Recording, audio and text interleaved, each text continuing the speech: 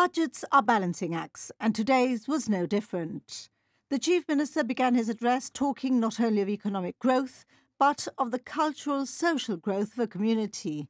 Gibraltar's pillars, he said, were its land and its people, and there are twin tracks to serve: the social and the business needs of the community. He added this budget was not just for today's generation. One of the policies, he said, that had most transformed Gibraltar was the investment in sending students to university. There are now over 1,000 Gibraltarian students there at any one time, and the investment has quadrupled. He confirmed the tuition fee structure in England and Wales would be retained, with discussions continuing with Scotland and Northern Ireland. On business, he said the news was positive, with Gibraltar attracting new business and showing that despite Brexit, the sector is buoyant and confident.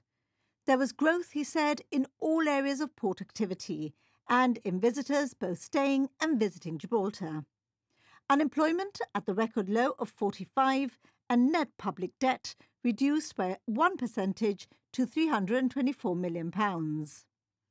Announcing a slowing down of our economy from 11.9% last year to 8.6%, the Chief Minister said this should be viewed against a challenging and less than settled backdrop. But, he said, it was still ahead of target. The government's manifesto target of reaching an increased GDP of at least 2.4 billion by the end of March 2020 is therefore likely to be achieved a year ahead of schedule. That is to say, Mr. Speaker, we now expect to reach very close to the target that we had set for March 2020 by March 19. Gibraltar needs £628 million to carry on ticking, but will be making £652 million. Tax receipts are up by £11 million, with the Income Tax Office paying out £15.3 million in rebates. Fabian Picardo said the government had been very effective in the recovery of arrears, having recovered £21 million in the past 2 years. Reserves at the Gibraltar Savings Bank stand at £37 million and are estimated to continue growing to £41 million by the end of the current financial year. The deposit base remains at £1.3 billion. The Gibraltar International Bank boasts almost 21,000 accounts, £725 million deposits on average, and a loan book at £204 million.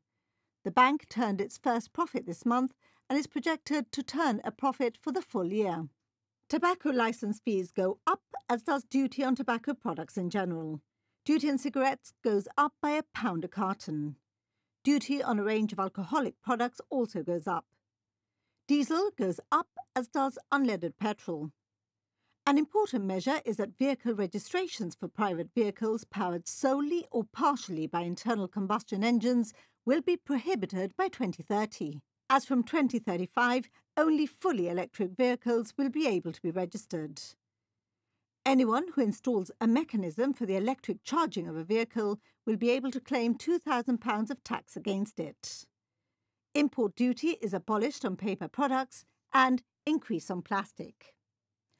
The Chamber of Commerce will be happy with the news that the discount for early payment of rates goes up to 50%, but will not be pleased with the fact that the minimum wage goes up by 4.5%, or that there's a 10% hike in social insurance. Public sector pay goes up by 2.5%, with a 60p an hour cap on basic salaries over £46,000. No income tax will be payable for earnings under £11,200, with allowances going up marginally. The old age pension increases in line with the 2.6% inflation. The government has also introduced a 7.5% special stamp duty to deter the resale of the new affordable homes. Double the number of tickets for the Christmas lottery go on sale on Wednesday with a prize of £1 million. And good news for bingo lovers. Duty is abolished on bingos organised on a not-for-profit basis.